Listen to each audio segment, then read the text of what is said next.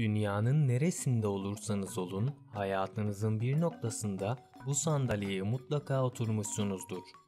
Bu gördüğünüz, yeryüzünün en çok bilinen sandalyesi ve muhtemelen en nefret edilen sandalyelerden de biri.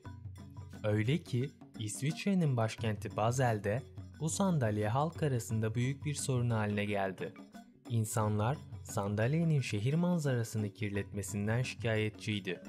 Bunun üzerine sandalyenin restoranların açık alanlarına yerleştirilmesi kanunen yasaklandı. Peki bu sandalye nasıl ortaya çıktı? Sizce bu sandalye iyi mi yoksa kötü bir tasarım mı? Yorumlarda belirtmeyi unutmayın.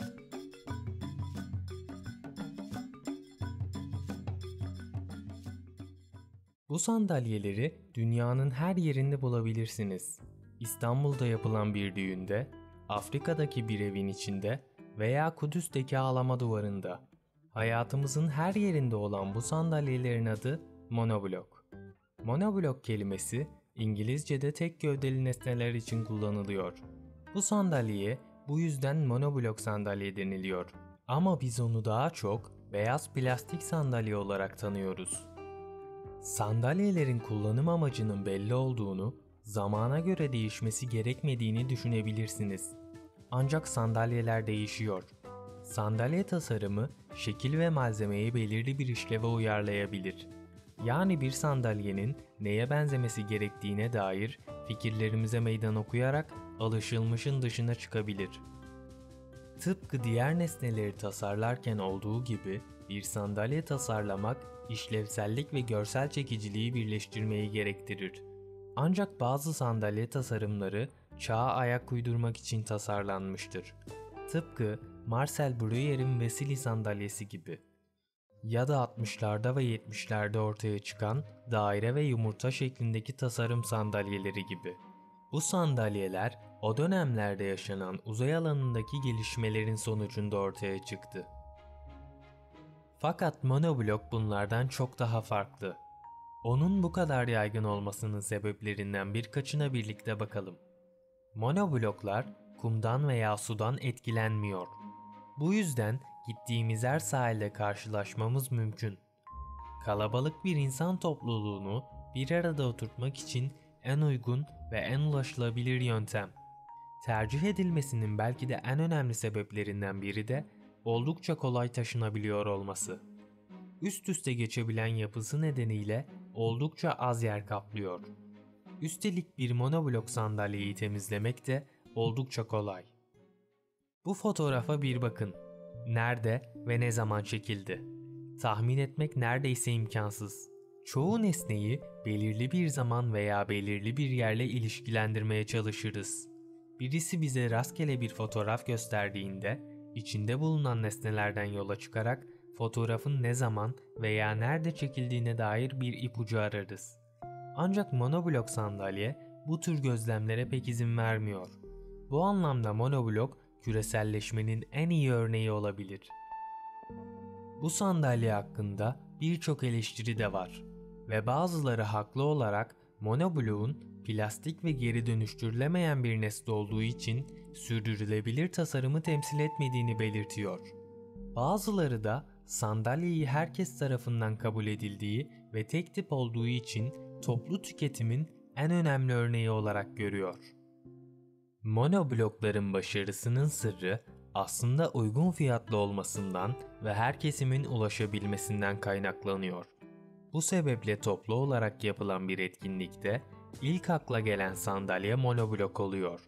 Sandalye hakkındaki bu çelişkili görüşler birçok sanatçı ve tasarımcının bu sandalyeyi kullanarak sanat eseri yaratmasını sağladı. Peki bu sandalyeler nereden geliyor? En mutlu günümüz olan düğünlerde ya da en acı günümüz olan cenazelerde sıkça gördüğümüz bu sandalyelerin milli sandalyemiz olduğunu düşünebilirsiniz. Ancak durum böyle değil.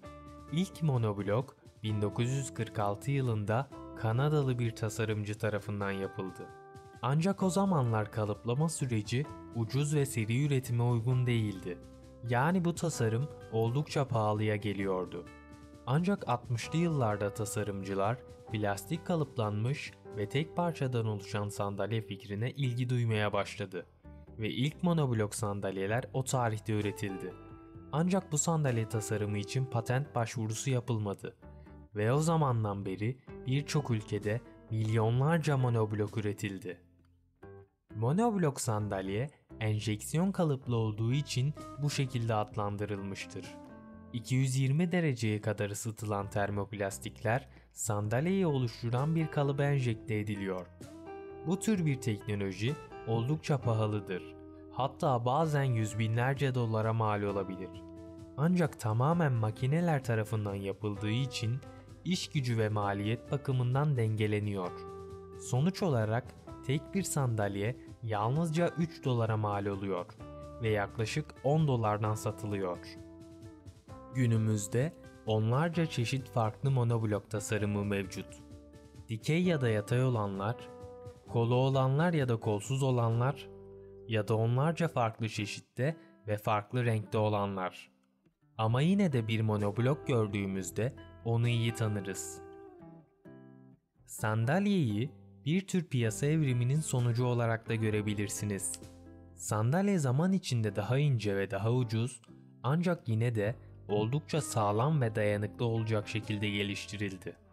Hava koşullarına dayanıklı, istiflenebilir ve hafif bir sandalye.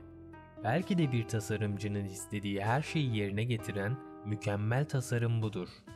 Ama bu nefret edildiği gerçeğini de değiştirmiyor. Bir tasarımı nasıl yorumlamamız gerektiği, onun hakkındaki bilgimize ve bize neyi hatırlattığı ile ilgilidir. Belki de bu sandalye bizden yeteri kadar değer görmüyor ya da her yerde bulunabildiği için gözümüze oldukça değersiz geliyor. Ancak bu beyaz plastik sandalyeler her yerde. Ne düşünürseniz düşünün, ortada büyük bir tasarım başarısı var. Bu yüzden onları beğenmeye başlayabilirsiniz. Video hoşunuza gittiyse beğenmeyi ve kanalıma abone olmayı unutmayın. Bir sonraki videomda görüşmek üzere. Hoşça kalın.